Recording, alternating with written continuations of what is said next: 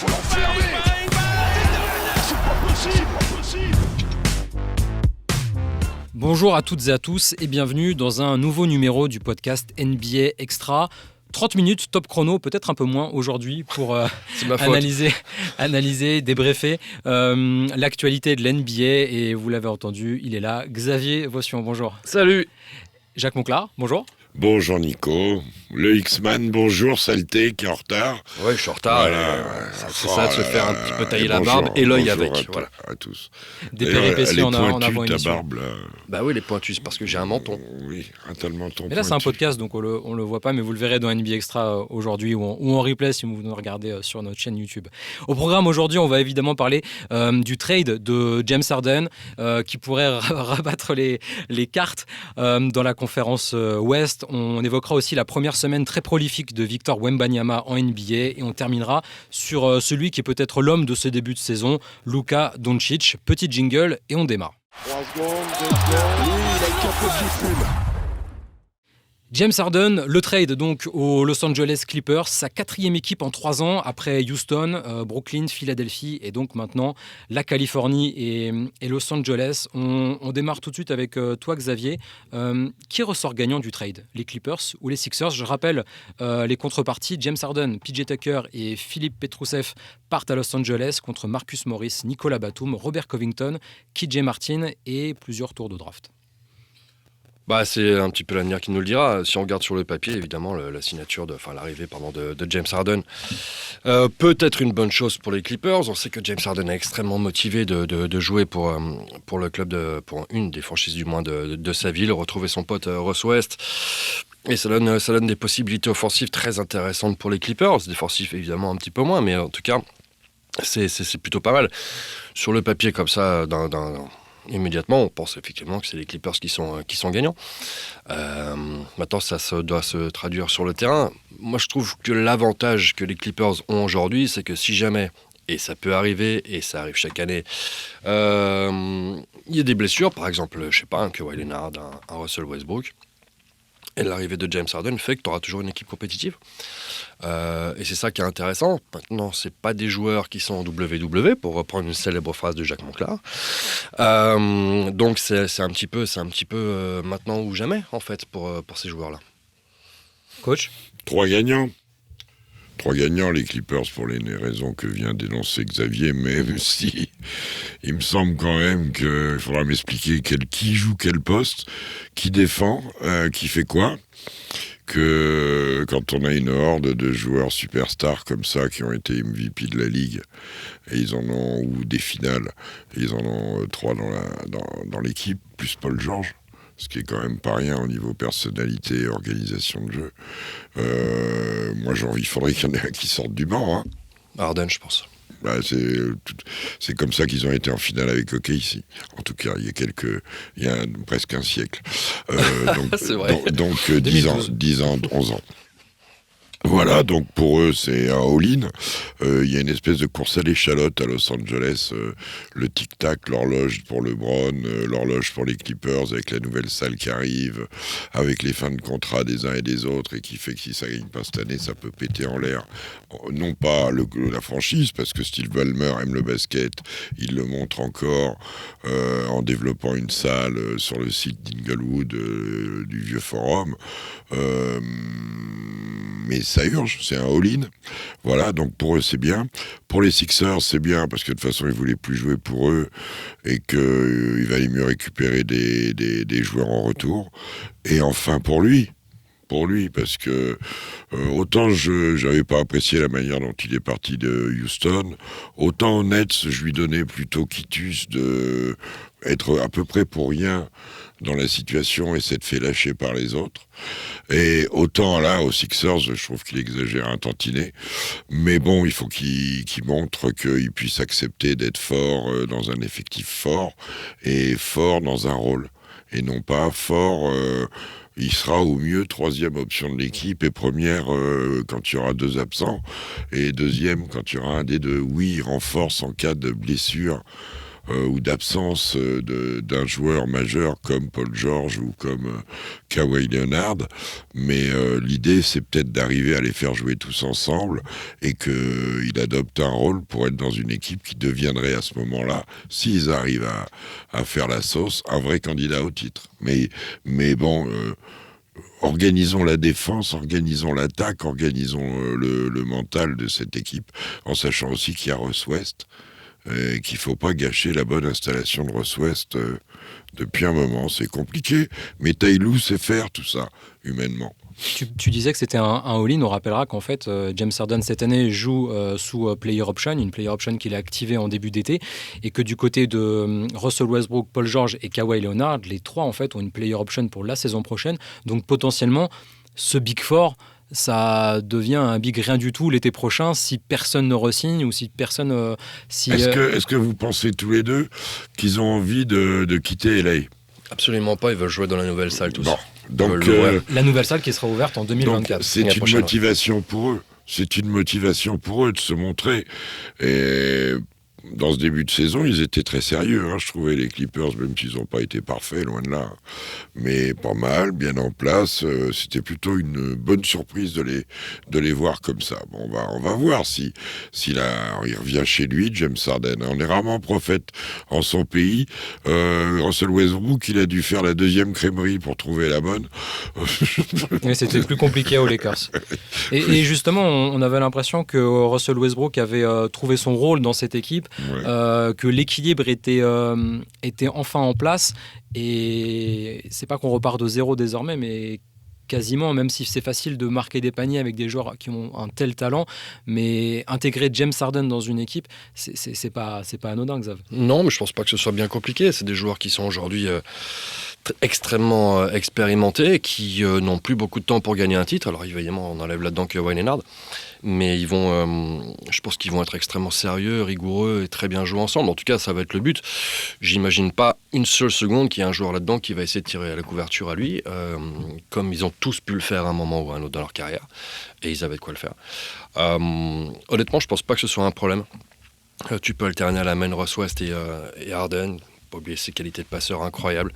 T'as des possibilités de jouer vite, t'as des possibilités de jouer lentement avec Westbrook qui va ressortir les ballons. Imagine-toi, t'es Russ West, tu vas trop vite en contre-attaque.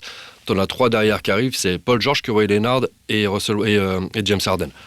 Bon, offensivement, il y aura des solutions. Défensivement, le coach a raison à 200%. Moi, je suis pas du tout inquiet pour l'intégration de James Harden là-dedans. Il l'avait montré, Philadelphie, en arrivant. Complètement. Il était devenu beaucoup plus passeur. Ouais, mais il sait tout faire, le mec. Mais c'est une question de mentalité. C'est pour ça que les systèmes, tout ça, ça me fait parfois rigoler. La méthode, c'est qu'une question de capacité à avoir envie de partager l'efficacité. C'est-à-dire, là où il faut shooter, je shoot. Là où il faut driver, je drive. Et si j'ai une passe à faire avant, je la fais.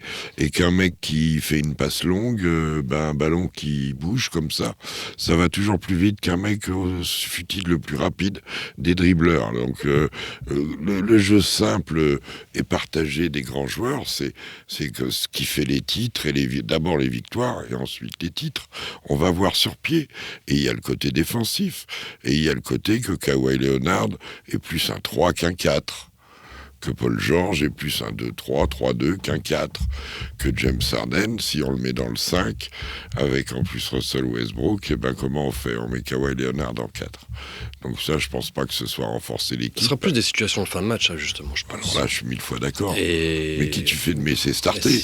Moi, tu connais ma position là-dessus. Terrence Mann starter. Oui, de toute façon, ce sera plus Robert Covington ou Nicolas Batum.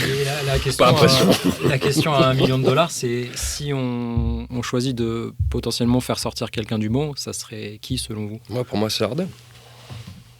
James Harden en c'est pas une sanction. Homme. C'est pas du tout une sanction, c'est celui qui finit les matchs. Il faut faire un équilibre. C'est un équilibre d'équipe. Il est parfait pour le rôle. Il peut suppléer au meilleur scoreur. Il peut suppléer au meneur. Et c'est un poste 2 naturel. Elle est pas belle l'histoire. Tu te couvres 3 postes. Enfin, moi je parle avec l'immense respect qu'on doit à James Harden quand il redevient un basketteur. Attention, quand il redevient dans le basket mood. Il te couvre 3 postes. Magnifique. Et en sachant que sur les 3 postes, en défense, le poste de meneur, on va peut-être éviter, parce que sur une petite bombe bien fâchée ou sur un gros meneur scoreur, il peut y avoir des surprises. Il est meilleur caché sur le côté, en bas, parfois même sur les 4. On rappelle aussi défensivement, parce que ça pose aussi des questions quand même, que PJ Tucker arrive aussi dans cet échange. Et alors, certes, on perd Robert Covington et Nicolas Batum. Moi, je croyais que c'était son garde du corps. Il se l'emmène partout. Et je l'ai vu, parce que Petrousev n'a pas voyagé avec eux. Non, apparemment. Il était sur leur vol régulier, lui. Donc, il n'a pas voulu lui j'en sais rien. Il a amené que PJ Tucker. PJ Tucker, on a l'impression que c'est le bodyguard de James Harden. Mais on est bien protégé quand on a PJ Tucker en bodyguard, c'est pas a priori. Faux. Mais c'est un garçon de goût, James Harden. Lui, c'est comment on fait. Il connaît le chemin aussi, PJ Tucker. Il connaît. Donc, il connaît une fois. Oui, mais c'est déjà plus que beaucoup d'autres. C'est déjà plus que James Harden. Mais par rapport au nombre de fois où il s'est trouvé dans des coups où il aurait pu gagner et il a perdu, ou bien sûr, il y a cette victoire avec les Bucks pour lui, elle est fondamentale, mais ça n'a pas été suffisant ailleurs non plus. Et dans quelques effectifs, reprenez sa carrière où Houston, il y avait moyen de moyenner. Et ce match 7 des Rockets contre les Warriors, on y revient toujours. En tout cas, le rôle qu'il aura certainement, PJ Tucker, avec toute la force qu'on lui connaît, particulièrement en défense, c'est pas Covington, c'est pas Batum, c'est pas Marcus Morris qui aurait fait ça. Donc à mon avis, là aussi, il comble un manque. Et sur un poste.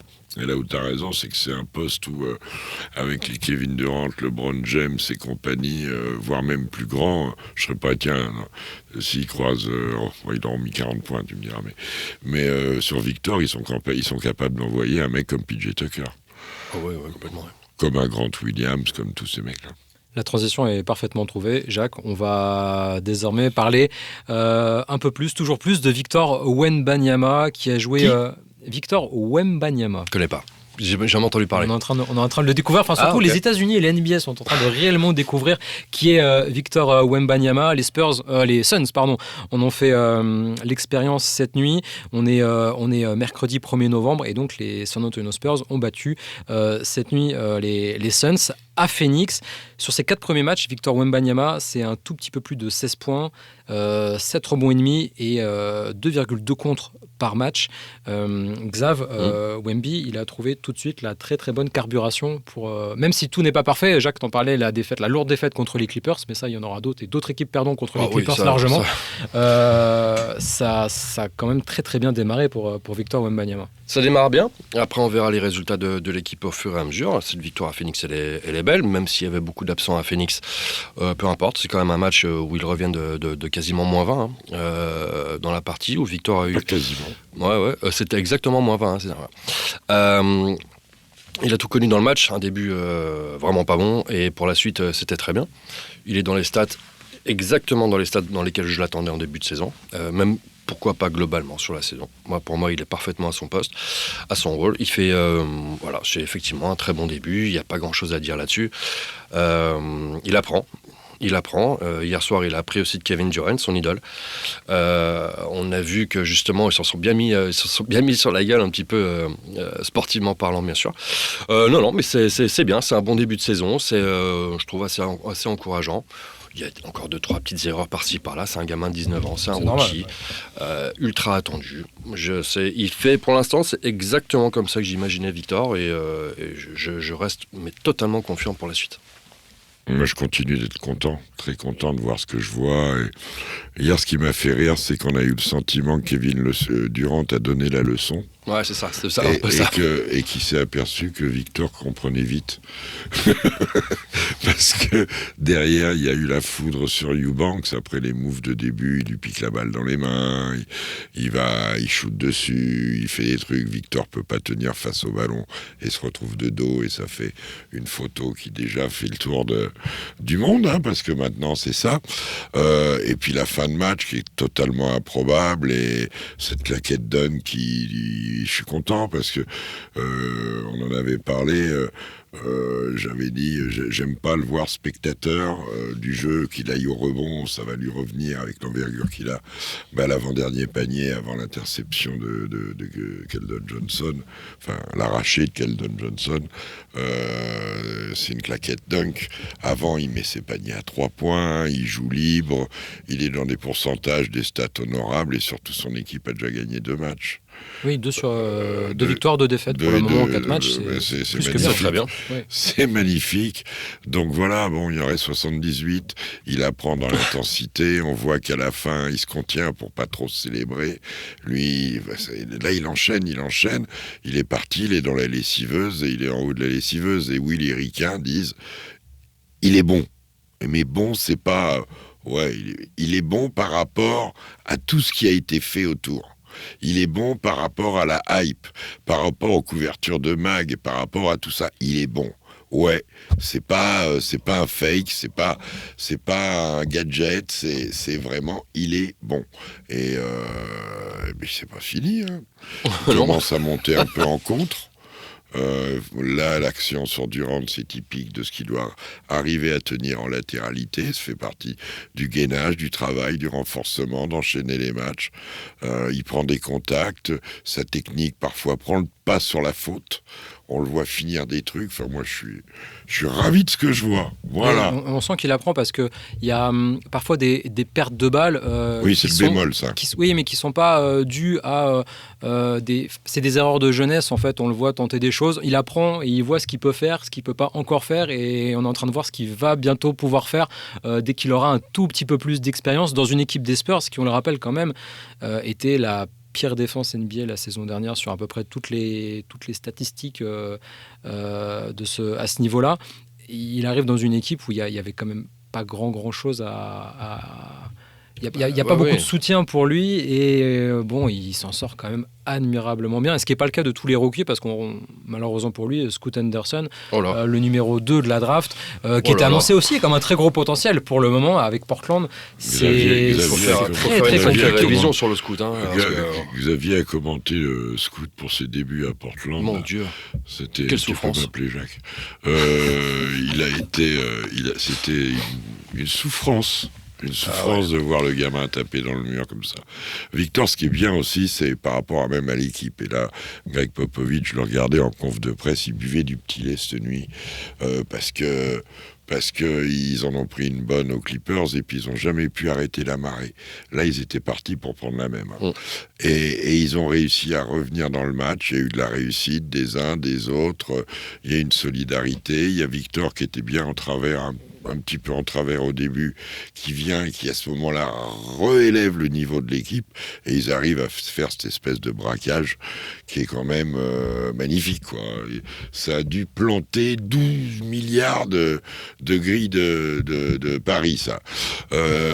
C'est un braquage qui restera. Il faut qu'ils se servent de ça pour quand ils vont avoir des avis de tempête, cette circonstance, oui. Ils sauront qu'on peut revenir en défendant, en s'accrochant, en étant poil à gratter. Si on fait pas ça, si on met pas ces ingrédients en manteau, et c'est super pour Victor d'être dans des trucs comme ça, on en prend 40 comme l'avant-veille. Et Xav, on parlait des pertes de balles, il y a aussi les mises en route sur les débuts de match de Victor qui est comme un diesel, termine souvent bien et parfois a du mal à se lancer. Ça aussi, c'est normal en début de partie de ne pas toujours être en rythme. Je sais pas trop, ça dépend aussi de ce que demande Greg Popovich. Hein. Oui, mais c'est pas très grave. À partir du moment où, au fur et à mesure, il apprendra à mieux maîtriser ses fautes, à perdre moins de ballons et effectivement être peut-être un peu plus impliqué, mais est-ce qu'on lui demande tout de suite d'être impliqué, justement? Je sais pas. Moi, pour un big man aussi, c'est pas toujours facile de l'impliquer dans le jeu comme on pourrait le faire avec un meneur ou d'autant que c'est un big man qui joue pas comme un big man. Il reçoit la balle au large. Voilà. Donc c'est ça le problème. Je crois qu'il est tellement... dans son arsenal déjà vécu, il a tellement de choses à transférer qu'il a beaucoup de choix qui lui viennent et que parfois il fait des choix un peu gourmands ou difficiles et que dans le tri de jeu, les choix de jeu, bien sûr qu'il va progresser, heureusement. Si avant 20 ans il contrôlait tout ça à 2,23 m, bon, Mais ça va venir, être efficace. On le voit qu'il commence à faire des passes aussi, poste haut, poste bas. Il a le sens du jeu, il a le sens de tout ça. Donc ça va venir. Après, la première préoccupation, c'est tenir le choc physiquement, parce que la réponse que vont lui donner toutes les franchises, c'est on va te rentrer dedans, mon gars, en essayant de te fatiguer.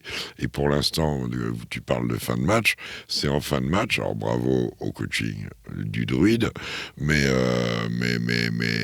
c'est aussi sa qualité, lui, physique et mentale, pour être là dans ces moments-là. Maintenant, c'est vrai que commencer tranquillement, en se mettant en confiance, il y a des bons exemples. Hein. Tu regardes le Joker, il commence pas à 300 à l'heure, mais il est là pour l'essentiel. Le fait qu'il n'y ait pas un meneur, on va dire, très installé dans le paysage NBA, dans cette équipe des Spurs, est-ce que c'est un problème pour le développement de Victor, ou au contraire, finalement, ça va lui donner encore plus de responsabilité tout de suite? Il y a deux écoles sur ce sujet. Non, mais il y a un petit peu tout ça. Je pense t'as raison dans ce que tu dis. Maintenant, c'est surtout un problème dans le développement des Spurs pour l'instant. Oui.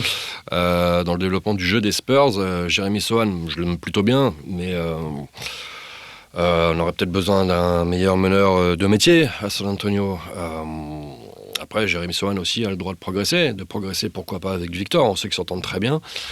Hors du parquet, du moins pour l'instant, il y a du travail à faire aussi énormément chez Jeremy Sohan. C'est pas forcément un mauvais joueur. Maintenant, c'est sûr que si tu mets Chris Paul avec Victor Wembanyama, c'est autre chose. Mais Chris Paul, il a un peu d'expérience, ce que n'a pas Jeremy Sohan aujourd'hui, même si je l'imagine pas terminer, avoir une carrière à la Chris Paul. Mais c'est sûr que ça ne pourrait faire qu'aider. Mais encore une fois, c'est une équipe qui se prépare, qui est en développement. Une des satisfactions des Spurs l'année dernière, c'était Jeremy Sohan, mais à quel poste ?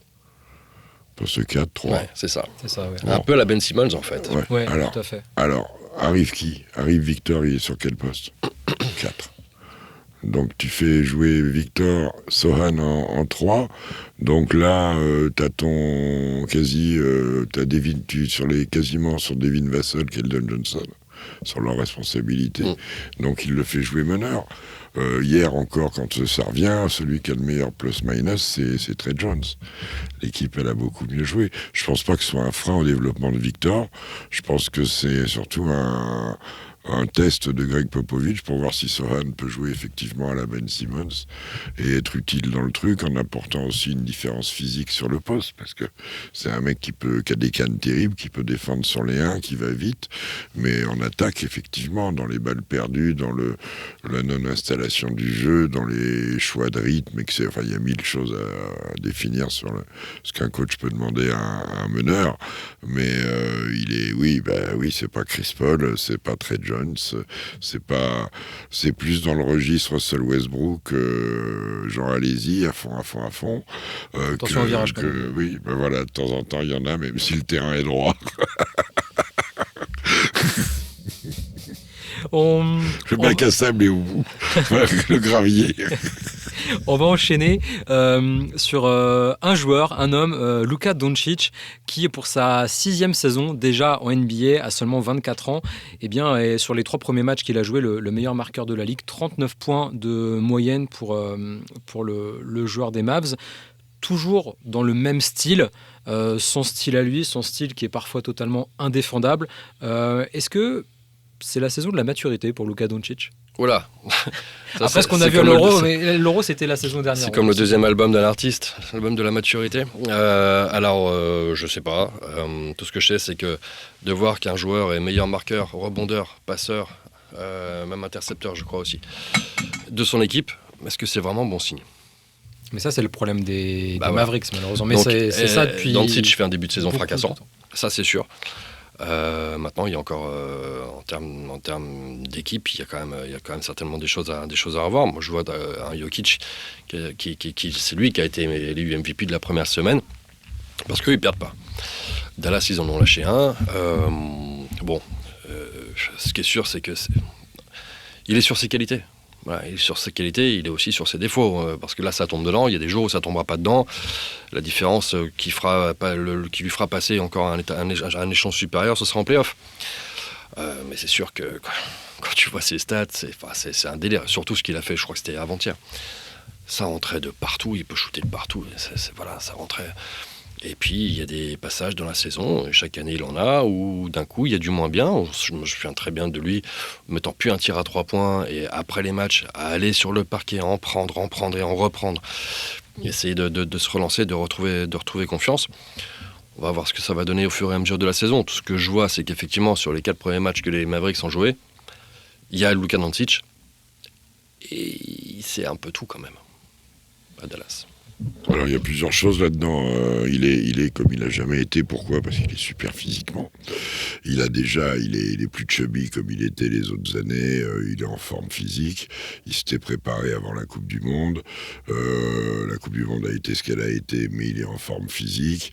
Il est pas revanchard, mais pas loin quand même un petit peu, parce que l'année dernière, il a quand même pas bien vécu de même pas être en play-in, cette saison en queue de poisson, etc. 11e Dallas la saison dernière. Donc, Comment 11e Dallas la saison dernière. Bilan négatif. En lâchant les 2 dernières semaines, mais enfin, ils auraient été au mieux 10e. Ouais. Donc ça changeait quand même pas grand-chose au décor. Cette arrivée de Kyrie, qui est à la fois un commerce, c'est fantastique en citant tous les deux chauds, mais c'est une équipe bizarrement constituée. Qui ils ont joué, tiens, reprenez un peu. Ils ont joué Memphis, ils ont joué les Nets et les Spurs. Ouais.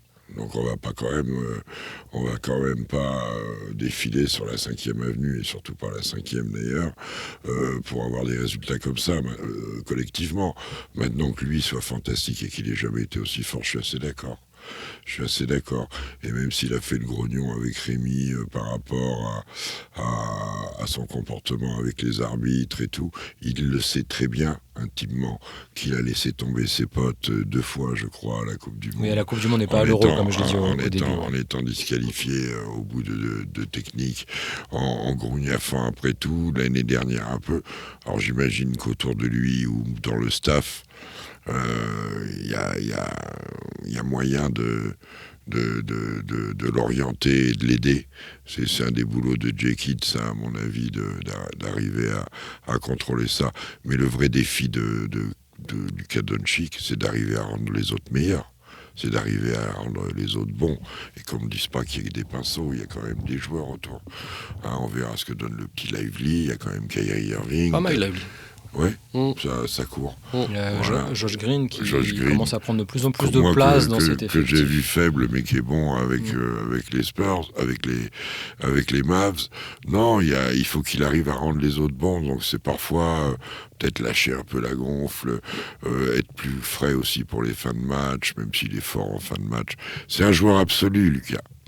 Mais son mental n'est pas toujours absolu. Et est-ce qu'on ne répète pas saison après saison les mêmes choses Si. au problème par rapport aux soucis de Luka Doncic et par rapport aux soucis des Mavs en général sur la construction de l'équipe? On a l'impression qu'on a quasiment potentiellement le meilleur joueur de la ligue, mais qu'à côté de lui, il n'y a vraiment pas ce qu'il faut pour aller beaucoup plus haut qu'une place en play-in, aller peut-être en play-off direct. Bah écoute, ils ont misé sur le duo, un duo à l'arrière avec Kyrie Irving. La fin de saison dernière, ça n'avait pas fonctionné.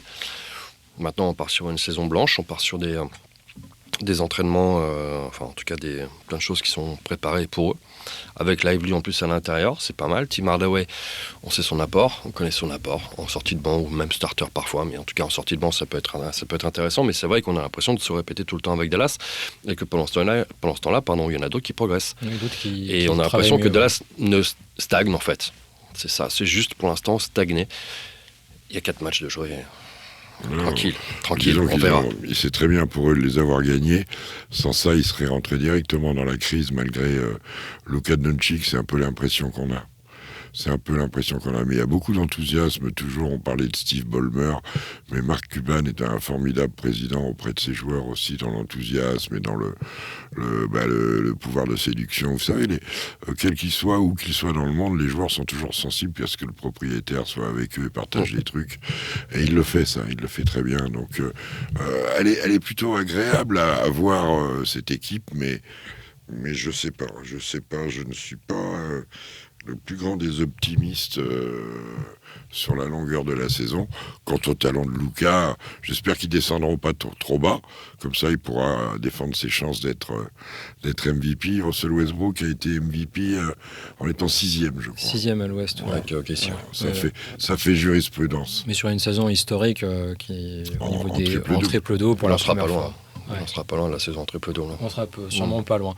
Eh bien, c'est sur ça qu'on conclut cet épisode du podcast. On vous rappelle que dimanche, en prime time, il y aura le Sunday Night Live, suivi du match entre les Raptors qui viennent dans le Texas jouer face aux Spurs de Victor Wembanyama.